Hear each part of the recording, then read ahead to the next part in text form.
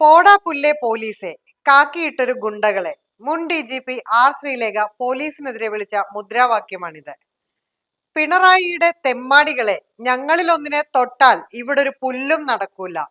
കാക്കിക്കുള്ളിൽ police എങ്കിൽ നിയമം ഞങ്ങൾ പാലിക്കും. കാക്കിക്കുള്ളിൽ CPM എങ്കിൽ പോടാ പുല്ലേ പോലീസെ. പിണറായിയുടെ പോലീസെ ഗോ ബാക്ക്.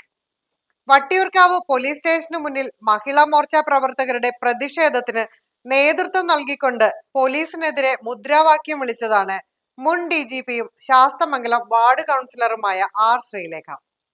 നെട്ടയത്ത് കഴിഞ്ഞ ദിവസമുണ്ടായ BJP-CPM സംഘർഷത്തിൽ അറസ്റ്റിലായ BJP പ്രവർത്തകരെ മർദ്ദിച്ച പോലീസ് ഉദ്യോഗസ്ഥർക്കെതിരെ നടപടി വേണമെന്നാവശ്യപ്പെട്ടായിരുന്നു പ്രതിഷേധം.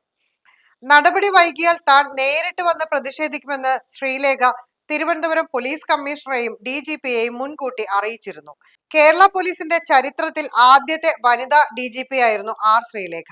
വിരമിച്ച ശേഷം രാഷ്ട്രീയത്തിലിറങ്ങിയ അവർ പഴയ സഹപ്രവർത്തകർക്കെതിരെ തെരുവിൽ മുദ്രാവാക്യം വിളിക്കുന്നത് കൗതുകത്തോടെയാണ് ആളുകൾ നോക്കി നിന്നത്.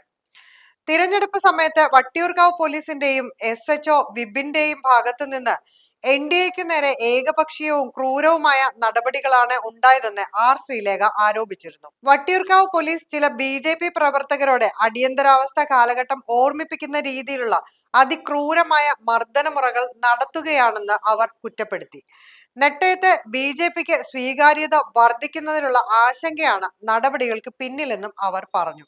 അതേസമയം ഫേസ്ബുക്കിലും ശ്രീലേഖ വിമർശന പോസ്റ്റ് പങ്കുവച്ചിട്ടുണ്ട്.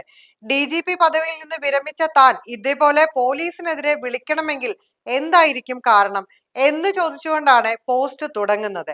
ഇതൊക്കെ കാണുമ്പോൾ കഷ്ടം തോന്നിപ്പോകും, നാണം തോന്നിപ്പോകും. ഇങ്ങനെയുള്ള ഒരു സേനയിലായിരുന്നോ ഇത്രയും നാൾ പ്രവർത്തിച്ചതെന്ന് ഓർത്ത്. മർദ്ദനം ഏറ്റവർ മെഡിക്കൽ കോളേജ് ആശുപത്രിയിൽ ഇപ്പോഴും ഉണ്ട്. ഇത് ചെയ്ത പോലീസുകാർക്കെതിരെ ഒരു നടപടിയും ഇല്ല, ഒരു കേസുമില്ല.